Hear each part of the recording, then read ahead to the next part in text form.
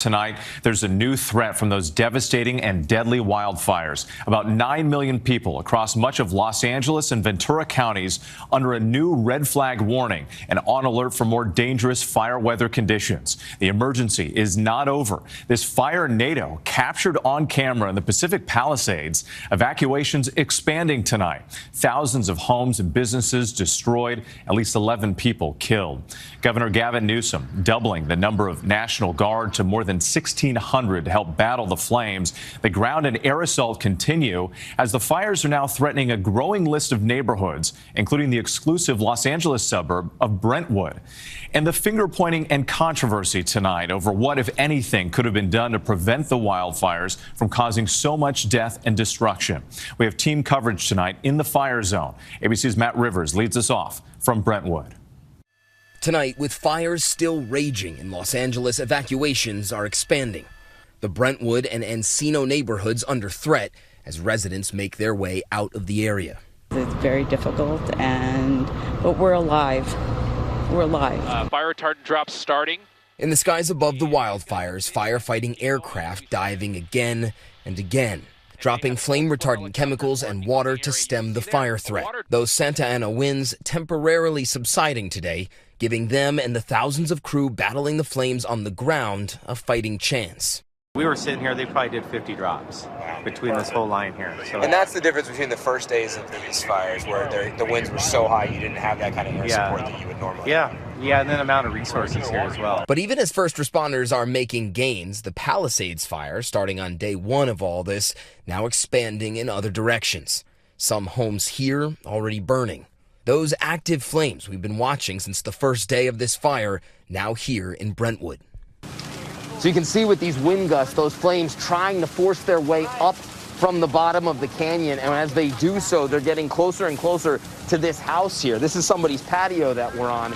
And you can see the firefighters doing their best to make sure the flames don't get this high. Without these firefighters here right now, the house here, other houses in this neighborhood, almost certainly gone. Residents here have largely gone, others trying to bring desperately needed supplies to first responders in the area.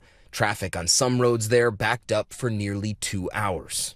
The Eaton fire today now at 15% containment, the Palisades fire at 11%. Over 12,000 structures have been destroyed in total. Fire officials warning those strong winds that helped create the most destructive fire event in California's history are expected to ramp back up once again tonight and into next week. Overnight, this flare-up overwhelming a crew on the ground. Firefighters on the front lines forced to retreat from the flames, leaving these vehicles behind.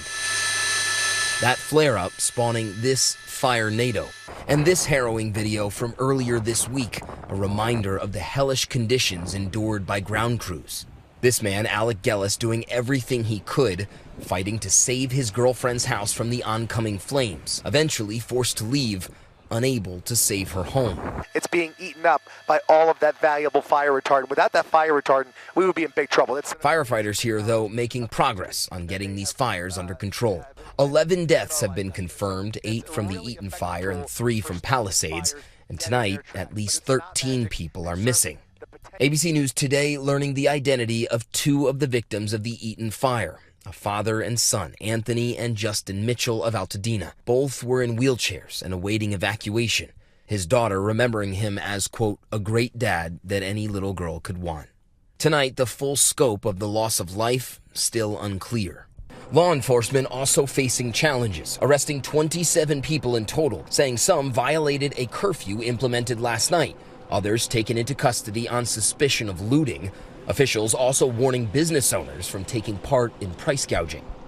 People who have been victimized, being victimized again in contravention and in violation of the law against price gouging in California in the time of a natural disaster in a state of emergency. It's wrong. Today, California Governor Gavin Newsom doubling the amount of National Guard deployed in Los Angeles. Law enforcement today says they are now able to begin rescue and recovery efforts, using grid searches and cadaver dogs to try and locate the missing. We hope to find everybody safe. We want to bring closure to the family. Today, the city announcing that the ATF would lead a task force to investigate the cause of the Palisades fire. pressed about what could have started the Eaton fire, officials say the investigation is fluid. We are not going to leave any rock unturned if this is a criminal act.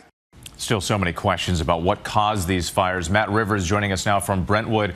And Matt, how long have some of these firefighters been out there, and what are they most worried about in the coming days? Yeah, Whit, there's really not much rest to be had out here. I had a conversation with a firefighter earlier today who told me he's been out here for 2 straight days. But I think every firefighter you talk to a man, to a woman back there fighting these fires, they'll say this is what they do, this is what they train for, they wouldn't be anywhere else. But their jobs will get harder over the next few days. Almost assuredly, these winds that are picking up in speed as we speak, only going to get worse. Whit. Matt Rivers for us, thank you.